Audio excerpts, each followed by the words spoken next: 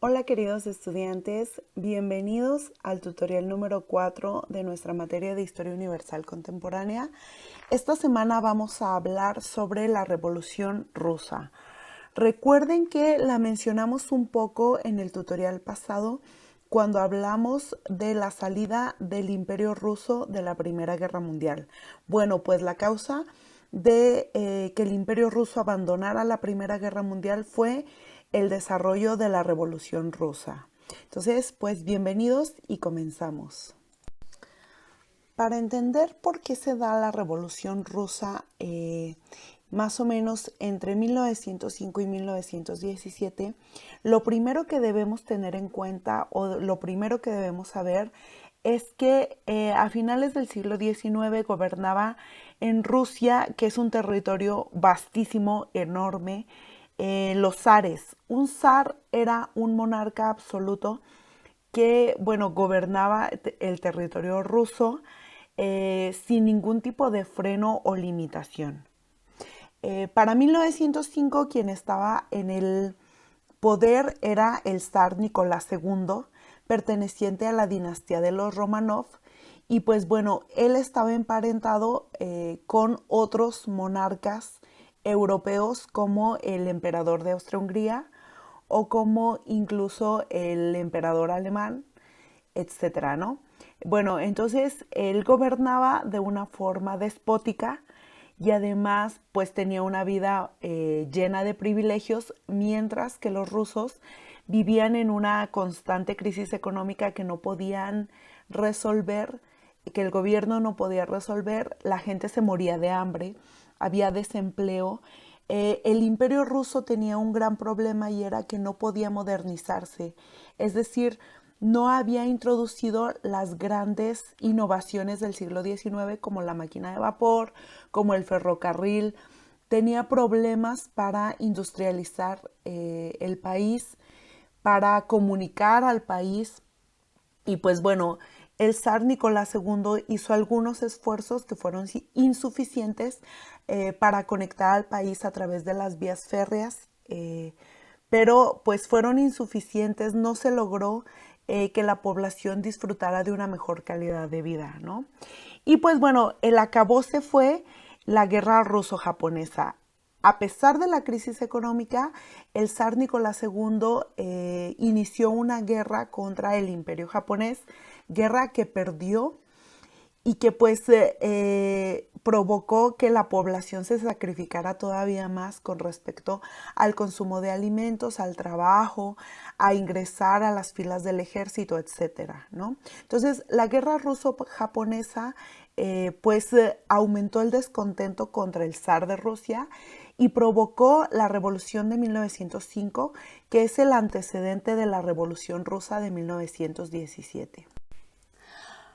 Para entender bien la Revolución Rusa, que es un proceso muy complejo que lleva o que tiene como momentos muy importantes, pero que además que se dan cambios radicales en muy poco tiempo, bueno, pues hemos dividido la revolución en 4 fases, ¿no?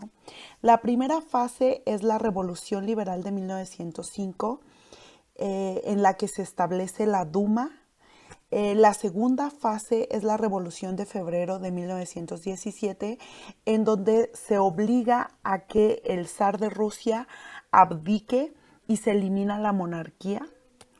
Y luego viene la Revolución de Octubre de 1917, que esta revolución es la revolución socialista, porque pues la Revolución de Octubre de 1917 elimina toda posibilidad de que el imperio ruso continúe siendo un imperio capitalista o que se establezca una forma de gobierno democrática, y la Revolución de Octubre pugna por establecer el socialismo en Rusia.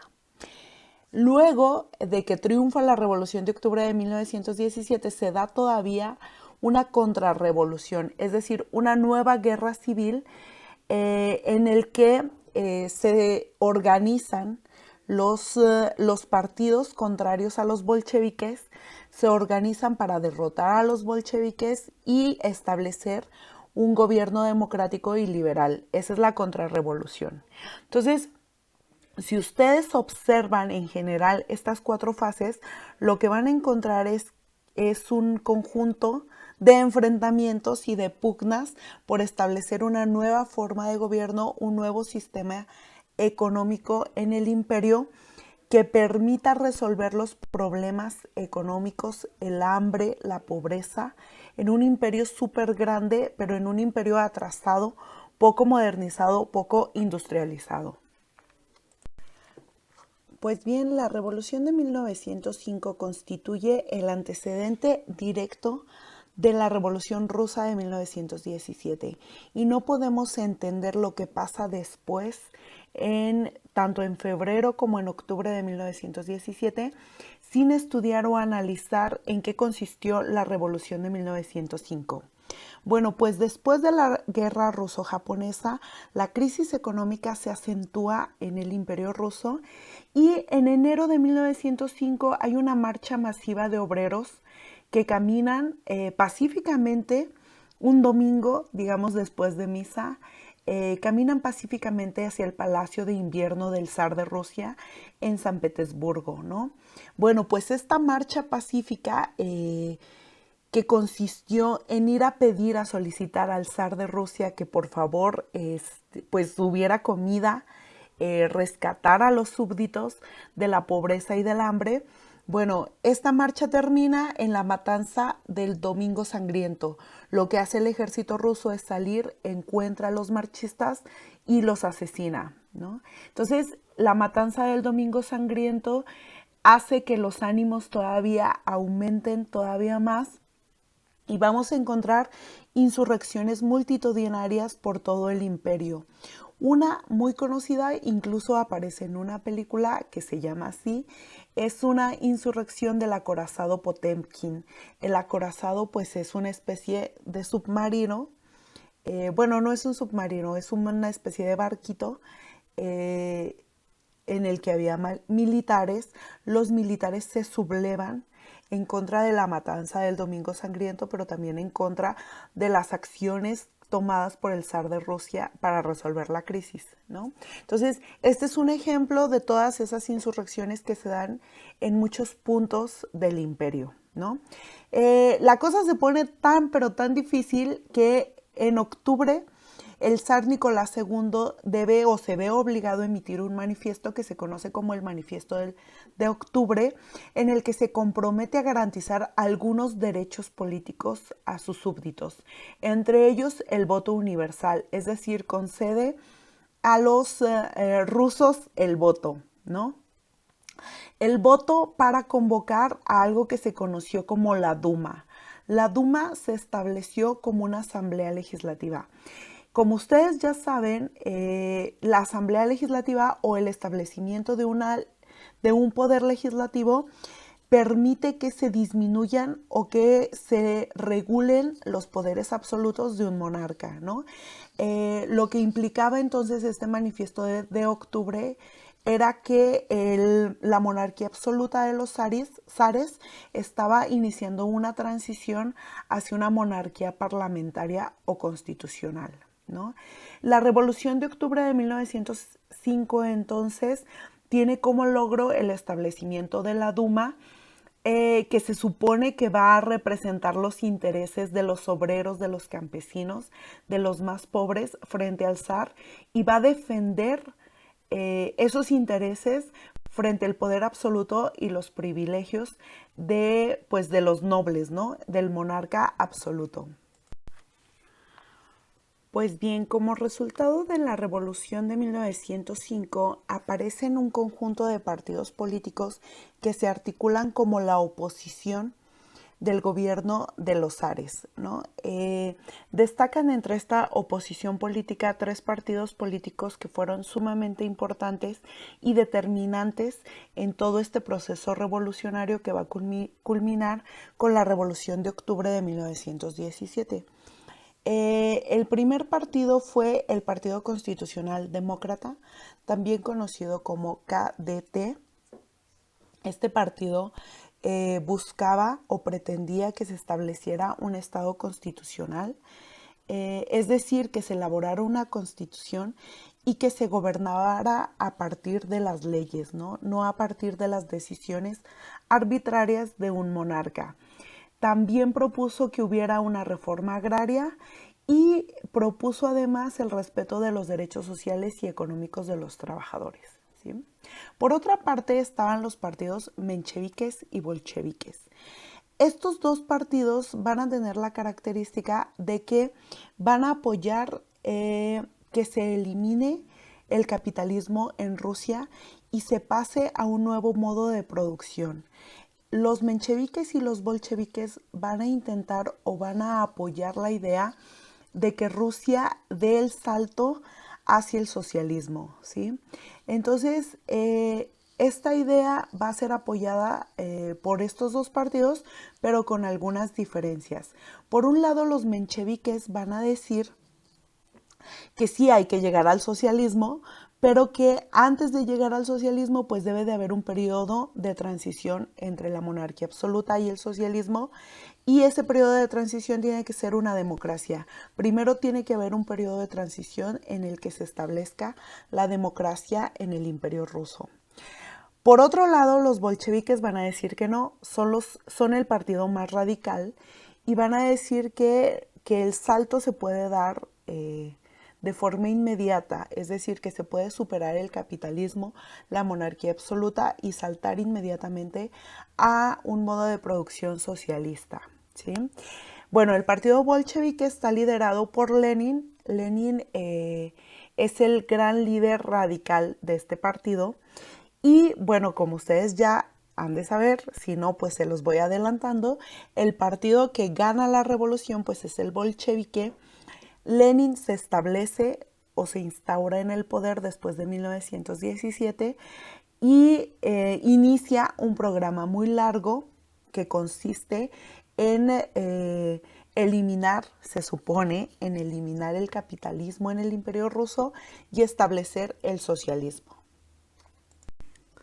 Pues bien, como les había mencionado ya, el establecimiento de la Duma como asamblea legislativa como resultado de la revolución de 1905, calmó relativamente pues las aguas en el Imperio Ruso, relajó un poco las tensiones entre la monarquía absoluta del zar Nicolás II y sus súbditos, ¿no?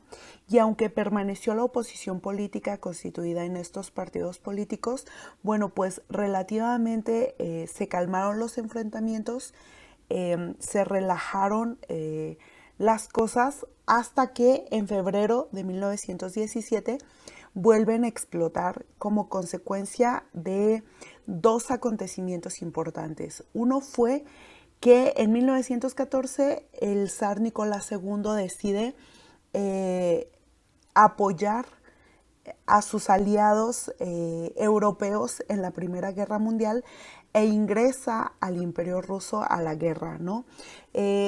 Entonces, el esfuerzo que implicaba para el Imperio Ruso estar o permanecer en una guerra que duró 4 años con un desgaste muy alto, no solamente de vidas humanas, sino de producción, de gastos económicos, de esfuerzos sociales, y pues le trajo o le acarreó muchísimas críticas, y otra vez hizo que tanto trabajadores, campesinos, obreros, la población en general, pues se inconformara por las acciones de gobierno del zar.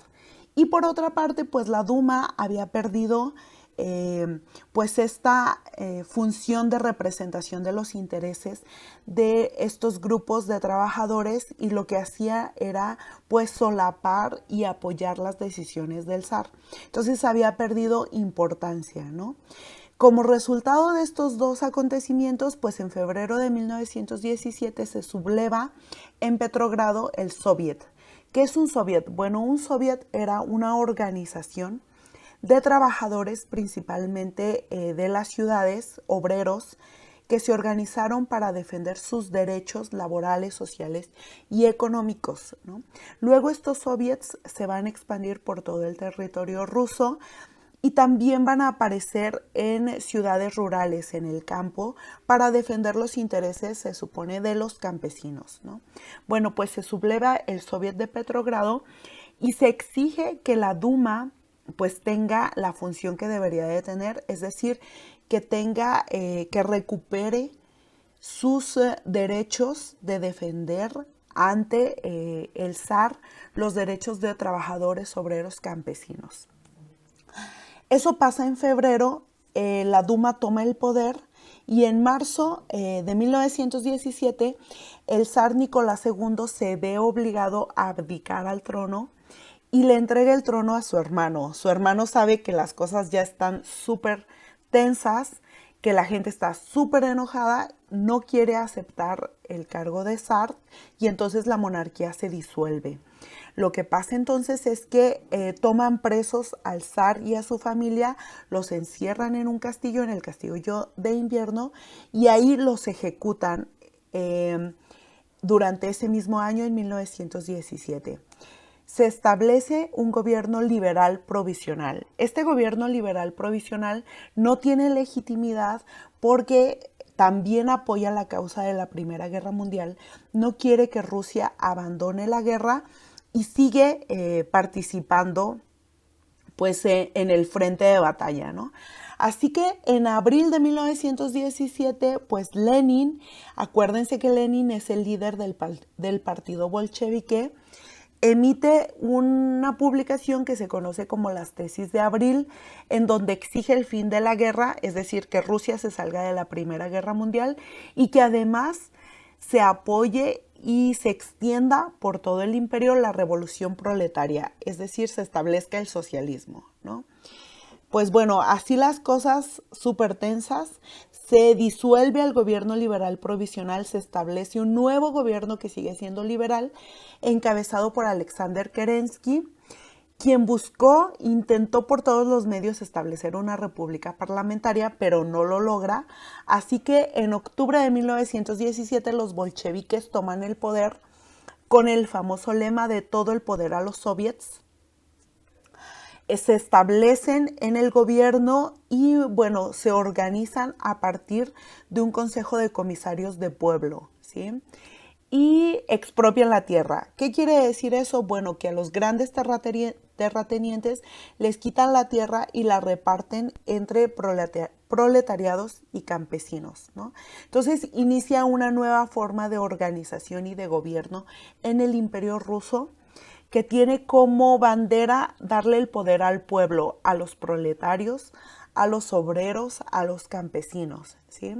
Y el poder de estos sectores sociales está en los soviets y en los comisarios de pueblo. La Revolución Rusa no termina en 1917, en octubre de 1917, sino que inicia una última fase que se conoce como contrarrevolución o guerra civil rusa, porque pues los opositores o aquellos partidos que no aceptaban o no aprobaban el gobierno de los bolcheviques se organizaron para derrocarlos, ¿no? Así que entre 1918 y 1920 se enfrenta dos ejércitos, lo que se conoció como el Ejército Blanco y el Ejército Rojo. El Ejército Blanco estuvo organizado por los mandos militares del gobierno de los zares, por el partido de los mencheviques, y tuvieron el apoyo de los países democráticos y capitalistas por excelencia, que fueron Estados Unidos, Inglaterra y Francia. Por otro lado estaba el Ejército Rojo, es decir, el Ejército Socialista, encabezado por Trotsky, un líder bolchevique aliado de Lenin.